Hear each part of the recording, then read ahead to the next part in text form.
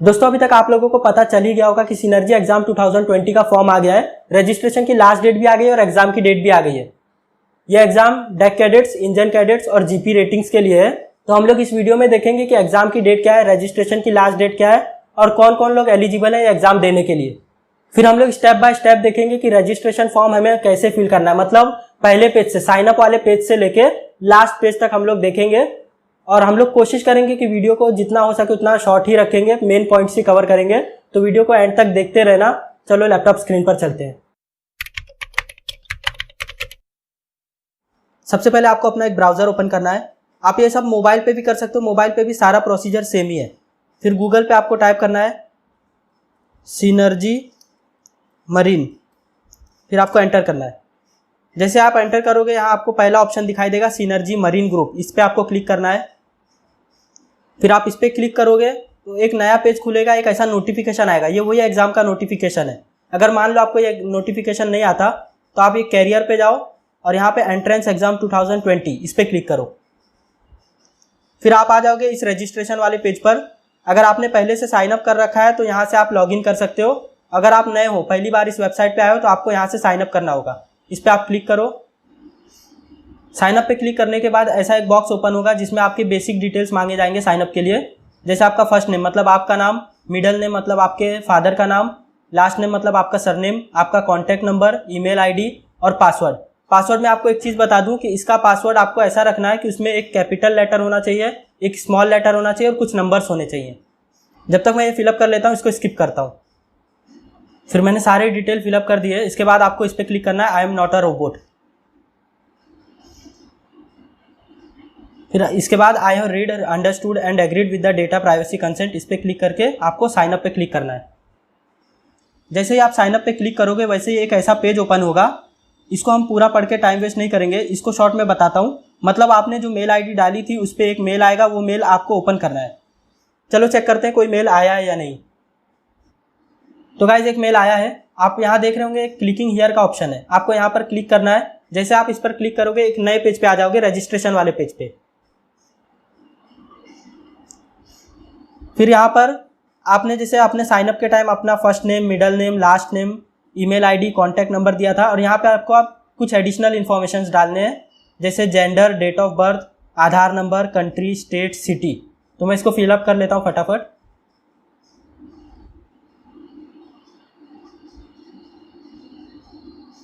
अब मैंने ये सारे डिटेल्स भर दिए हैं।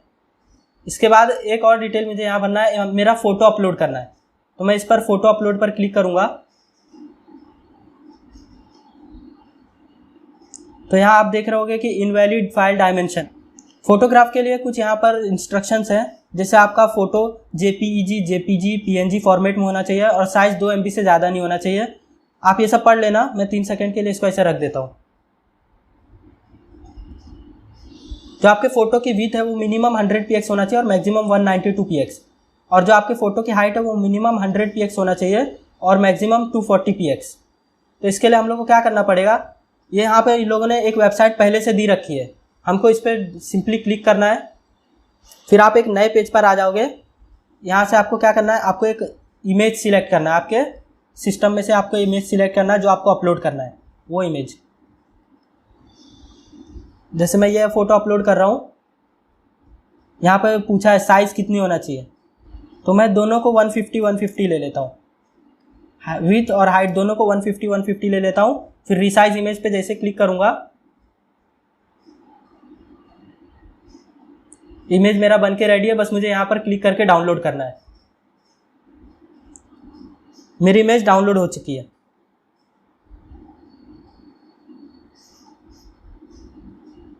फिर मैं अपने इसी पेज पर आ जाऊँगा और अपलोड फ़ोटो पर क्लिक करूँगा। फिर जो मैंने अभी रिसाइज़ किया था फ़ोटो उसको सिलेक्ट करूँगा और इसको इस पर ओपन कर दूँगा। फिर यहाँ देखो ये अपलोड हो गया। अब मेरा यहाँ ये सब भी मैंने फिलअप कर दिया है, फ़ोटो भी अपलोड कर दिया। इसके बाद मैं आगे जाके सेव एंड कंटिन्यू पर क्लिक करूँगा।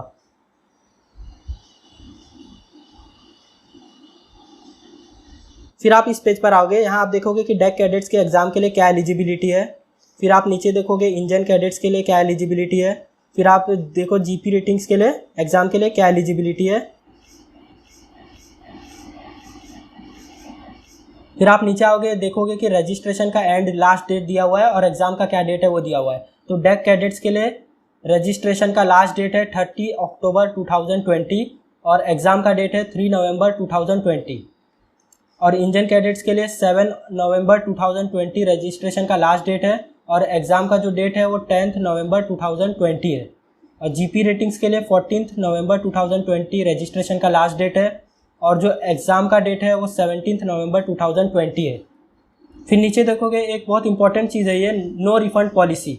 मतलब आप लोग अगर एक बार पेमेंट कर दोगे तो उसके बाद कोई भी प्रॉब्लम होता है एग्ज़ाम देते टाइम, जैसे कोई इलेक्ट्रिसिटी फेलियर हो जाता है, इंटरनेट का कोई इश्यू हो जाता है, डेस्कटॉप या लैपटॉप का कोई फेलियर हो जाता है, फेलियर ऑफ वेबकैम, अगर वेबकैम में कुछ फेलियर हो जाता है या आपका वैलिड आईडी आपका बराबर लॉगिन वगैरह नहीं हो रहा है, कुछ प्रॉब्लम कुछ भी होता है, तो वो लोग आपको आपका जो पेमेंट आप करोगे उसका रिफंड नहीं देंगे।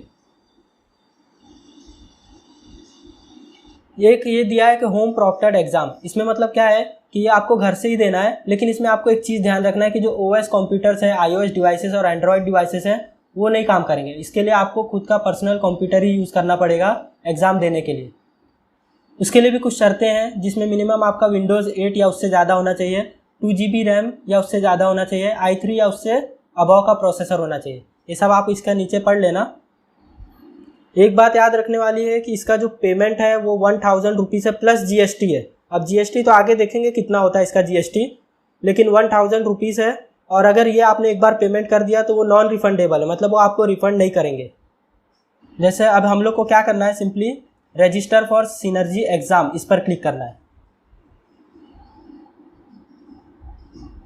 अब यहाँ पे 3 ऑप्शंस आ गए, एक डेक कैडेट्स के लिए, एक इंजन कैडेट्स के लिए और एक जीपी रेटिंग एग्ज़ाम के लिए। तो डेक कैडेट्स के लिए हम लोग डिटेल इन शॉर्ट में देख लेते हैं। एलिजिबिलिटी क्राइटेरिया क्या है डेक कैडेट्स के लिए कि वो 1 जनवरी 1996 के बाद का उसका बर्थ डेट होना चाहिए, should have scored 70% in PCM, should have scored 65% overall aggregate in class 12 में उसको ओवरऑल 65 एटलीस्ट तो चाहिए, और इंग्लिश में मिनिमम 60% तो उसको चाहिए, should have completed pre-sea training और should be appearing in final semester of the course in maritime training institute. मतलब या तो वो अपना प्रीसी ट्रेनिंग खत्म किया होना चाहिए या तो वो फाइनल ईयर में होना चाहिए। फिर एंट्रेंस एग्जाम के लिए ये सिलेबस है पूरा। The examination will be of the online format of duration 3 hours 180 minutes, 3 घंटे का होगा, 180 मिनट्स का। उसमें 200 क्वेश्चंस आएंगे, जिसमें से 100 क्वेश्चंस नॉलेज टेस्ट करने के लिए होंगे और 100 क्वेश्चंस एप्टीट्यूड टेस्ट के होंगे। हर एक क्वेश्चन अगर आपने करेक्ट किया तो 1 मार्क्स मिलेगा, और अगर एक क्वेश्चन गलत किया नेगेटिव मार्किंग है मतलब इसमें, और मतलब अगर आपने 4 क्वेश्चन गलत किए तो आपका 1 मार्क्स कम हो जाएगा। एक अच्छी बात है कि जो क्वेश्चन आप अटेम्प्ट नहीं करोगे उसका कोई मार्क्स ना प्लस होगा ना माइनस होगा। फिर ये है सिलेबस, इसमें से आएगा। फिर सेम चीज़ यहाँ नीचे भी बताया हुआ है, मतलब 5 सेक्शन होंगे। पहले इसमें नॉलेज, सेक्शन बी में numerical reasoning and data interpretation, section C में लॉजिकल रीजनिंग, सेक्शन डी में spatial and abstract reasoning, section E में वर्बल कॉम्प्रिहेंशन। तो ये था डेक कैडेट का। हम लोग इंजन कैडेट के लिए देख लेते हैं कि इंजन कैडेट्स के लिए क्या डिटेल्स है। इंजन कैडेट्स के लिए थोड़ा सा ही चेंज है, जैसे शुड हैव बॉर्न आफ्टर 1 जनवरी 1994, उसका डेट ऑफ बर्थ 1 जनवरी 1994 के बाद का होना चाहिए। सेम है। फिर 70% PCM, 65% ओवरऑल, बाकी सब सेम ही है। और ये हम लोग पूरा पढ़ने नहीं जाएंगे, वीडियो को ज़्यादा लंबा करके टाइम वेस्ट नहीं करेंगे। मैं इसको 3 सेकंड के लिए स्क्रीन पर रख देता हूँ, आप लोग पॉज करके पढ़ लो या स्क्रीनशॉट लेके बाद में पढ़ लेना।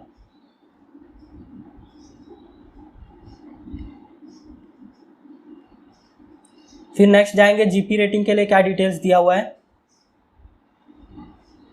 Eligibility, should have born after 1 जनवरी 1996, मतलब जो उसका डेट ऑफ बर्थ है वो 1 जनवरी 1996 के बाद का होना चाहिए। Should have scored 50% in class 10, तो उसका क्लास 10 में 50% से अबव होना चाहिए। Should have completed pre-sea training. फिर ये कुछ उसके सिलेबस हैं जो जीपी रेटिंग के लिए आएंगे। फिर पहला 3 घंटे का एग्ज़ाम होगा 180 मिनट का, जिसमें 200 क्वेश्चंस आएंगे, जिसमें से 100 क्वेश्चन टेस्ट नॉलेज के लिए होंगे और 100 क्वेश्चंस एप्टीट्यूड टेस्ट के लिए होंगे। फिर वही है कि अगर आपने करेक्ट आंसर दिया तो आपको 1 मार्क मिलेगा, अगर आपने रॉन्ग आंसर दिया तो नेगेटिव मार्क है 0.25। अगर आपने क्वेश्चन को अटेंड नहीं किया तो नो प्लस और नो माइनस मार्क्स। फिर ये कुछ सिलेबस है, general ship knowledge, nautical terms and parts of ships, basic navigation है, cargo handling and storage, lifting equipments, ये सारा मतलब जो भी है सब आपके जीपी रेटिंग के सिलेबस में से ये जो आपको इंस्टीट्यूट में पढ़ाया जाता है वही है।